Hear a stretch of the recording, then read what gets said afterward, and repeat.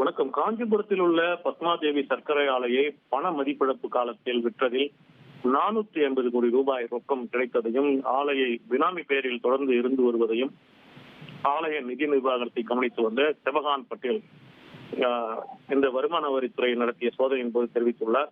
இதைத் தொடர்ந்துதான் இந்த ஆலைக்கு கடன் வழங்கிய இந்தியன் ஓவர்சீஸ் வங்கி தாக்கல் செய்த வழக்கை விசாரித்த சென்னை உயர்நீதிமன்றம் இதை சிபிஐ விசாரிக்க கடந்த ஜூன் 10ஆம் தேதி ஒரு உத்தரவை பிறப்பித்தது. இதன் அடிப்படையில் தான் பெங்களூருவில் உள்ள வங்கிகள் மற்றும் பங்குகள் முறைகேடுகள் குறித்து விசாரிக்கும் சிபிஐ சிறப்பு பிரிவு இந்த வழக்கை பதிவு செய்துள்ளது.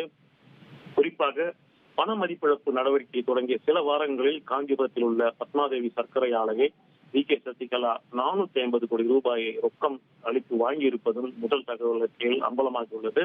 தொடர்ந்து இந்த வங்கி முறைகேடு தொடர்பாக ஆலையின் நிர்வாகிகளான இபேஷ் சிவகான் பட்டேல், தினேஷ் சிவகான் பட்டேல், சம்புராஜ் ராஜேந்திரன், பாண்டியராஜ், வேங்கட பெருமாள் முரளி ஆகியோருக்கு எதிராக சிபிஐ வழக்கு பதிவு செய்து புலன் விசாரணையை தொடங்கி தற்போது தீவிரமாக நடத்தி வருகிறது.